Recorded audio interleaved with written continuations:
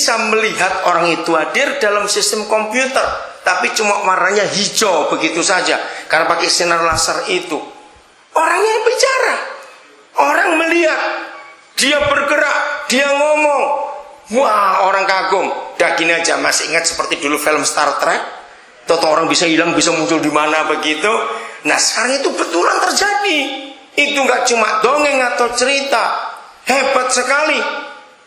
Jadi kalau di Tenggarong nanti sudah punya sistem itu, misalnya Billy Graham datang nggak usah ke Tenggarong, dia khotbah di Amerika bisa muncul di sini, dan kita bisa lihat dia bergerak, dia bicara. Itulah yang namanya cyber teknologi yang hebat.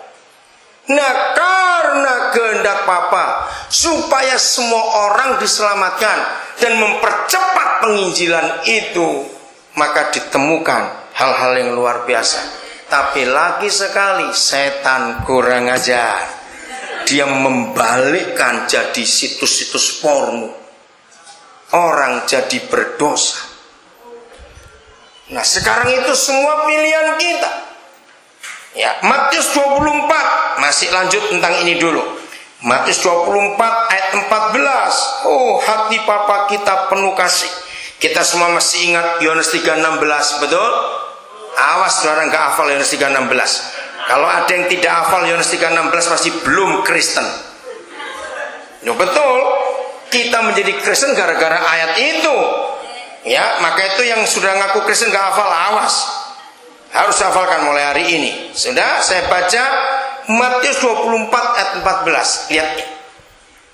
Dan Injil apa? Injil kerajaan ini akan diberitakan di seluruh dunia, menjadi kesaksian bagi semua bangsa. Lihat kalimat terakhir ini. Sesudah itu, sesudah apa? Sesudah Injil kerajaan diberitakan ke seluruh dunia, barulah tiba kesudahannya. Maka itu nggak mungkin kiamat 2012, tidak mungkin. Mengapa saya berani berkata tidak mungkin? Karena firman ini belum tergenapi. Tuhan Yesus tidak akan datang sebelum semua telinga mendengar Injil kerajaan itu. Maka itu kalau ada pengkhotbah berkata Yesus datang kiamat, tunggu dulu. Ayat ini dibereskan dulu. Kalau kita tidak rajin menginjil, Yesus nggak akan datang.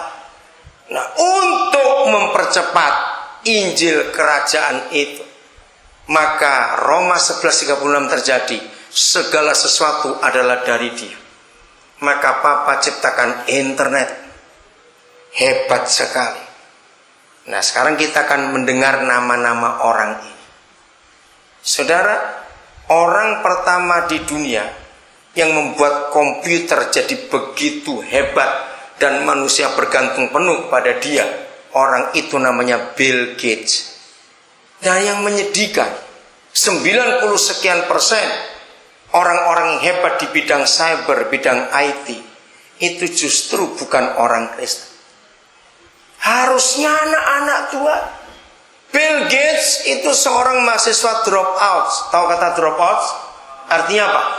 Artinya dipecat dari kampus karena dia sudah 4 kali ujian mata kuliah yang sama tidak lulus. Tapi Bill Gates yang masih muda, waktu itu masih umur 20-an, dia nggak mau diam. Di otaknya selalu mikir, bagaimana ya? Sebelum Bill Gates, dunia sangat tergantung dengan 2 perusahaan komputer terkenal, namanya IBM dan Apple. Tapi kaku dan tidak praktis. Akhirnya Bill Gates muncul. Dia mikir bagaimana komputer ini bisa menjadi murah, bisa gampang digunakan semua orang. Maka muncullah perusahaan Microsoft. Produksi pertama adalah Windows. Begitu program Windows keluar, langsung IBM, Apple jatuh dan tidak laku. Dan dari Microsoft berkembang. Maka orang menemukan internet. Luar biasa itu. Tahun 1997 dua orang anak muda, namanya Larry Page dengan Sergey Brin. Penemu apa mereka? Penemu Google. Waktu itu mereka dua baru umur 23 dan 24 tahun. Itu tahun 97. Sekarang mereka jadi dua orang terkaya di dunia. Orang muda yang terkaya. Sebab penemuannya Google-nya itu dipakai oleh semua orang. Apa saja larinya ke Google sekarang. Mereka juga tidak lahir baru. Harusnya orang-orang hebat itu adalah anak-anak Tuhan. Karena Roh Kudus ada di dalam kita. Saya sebut nama Mark Zuckerberg. Penemu apa dia? Wih, siapa itu jawab? Betul. Mana itu orang? Siapa? Kamu umur berapa kamu? 13. Namamu siapa? Patrick. Siapa memberitahu kamu? Patrick, kamu suka lihat apa? Kok tahu Mark Zuckerberg itu penemu Facebook? Kamu belajar dari mana? Oh, bangga dengan umur segitu. Yang lain cuma pinter make, nggak tahu siapa penemunya. Awas kamu. Coba Patrick, kamu cerita. Kok bisa kamu tahu? Dari mana kamu tahu? Om bangga kamu umur 13 tahun. Zaman umur kamu nggak ada komputer. Gimana cara kamu tahu? Internet. Oke. Bagus, tapi hati-hati lihat internet ya. Kamu harus hati-hati. Saudara dengar, Mark Zuckerberg ketika menemukan Facebook pertama kali, dia baru berumur 18 tahun. Hebat. Dia waktu itu pengguna Friendster. Masih ingat Friendster? Masih, berarti sering pakai itu. Awas buat pacaran, awas kamu. Oke? Nah, dia memakai Friendster, dia nggak puas. Lambat, terlalu ribet, nggak bisa simpel. Umur 18 tahun. Dia coba utak-utik, pasti ada yang lebih hebat daripada ini. Akhirnya dia temukan Facebook. Saya kagum pada anak muda 18 tahun. Saudara, ada banyak nama lagi. Penemu Yahoo contohnya. Itu satu orang Asia, orang Hong Kong, satu orang Amerika. Anak-anak muda. Orang-orang itu semua menemukan di bawah umur 30-an tahun. Dengarkan ini. Tuhan kita adalah Tuhan yang sangat senang dengan orang-orang pandai. Katakan amin. Maka itu anak-anak muda di gereja harus jadi orang-orang hebat dan orang-orang pandai. Saya tunjukkan ayat-ayatnya sekarang supaya kita mengerti. Ya, sudah. Jadi Injil kerajaan harus diapakan? Diberitakan kemana? Ke seluruh dunia untuk menjadi apa? Kesaksian bagi berapa orang? Semua orang. Barulah sesudah itu, barulah tiba kesudahannya.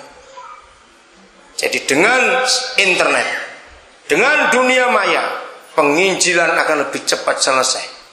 Bayangkan kalau saudara suka menggunakan laptop atau komputer, duduk 2 jam saja, saudara bisa kirim berapa juta email, betul? Kata-kata yang menguatkan, membangun pada semua orang.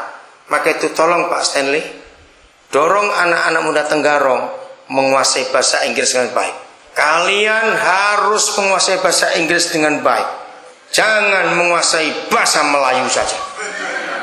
Harus bahasa Inggris dengan baik. Itu bahasa internasional. Janji ya. Cara belajar bahasa Inggris bukan cari kursus yang baik. Tidak. Saya beri resep yang terbaik untuk belajar bahasa Inggris. Gampang, murah, tanpa biaya. Jangan bilang bakar kamus harus diminum. Awas kamu. Mau belajar bahasa Inggris dengan gampang, murah? Catat. Nomor 1, cari kamus kantong, kamus saku itu ya, yang kecil itu. Itu nomor 1. Untuk apa cari kamus? Ada 2 kegunaannya. Nomor 1, saudara melihat apa? Dengar apa? Langsung buka. Bahasa Inggrisnya apa? Gampang. Nggak usah beli kamus, juga jangan nyolong. Pinjam. Banyak orang punya kamus nganggur gak dipakai. Pinjam. Kalau sampai gak ada yang pinjam, sekarang itu di toko-toko buku kaki 5, kamus itu murah-murah. Betul?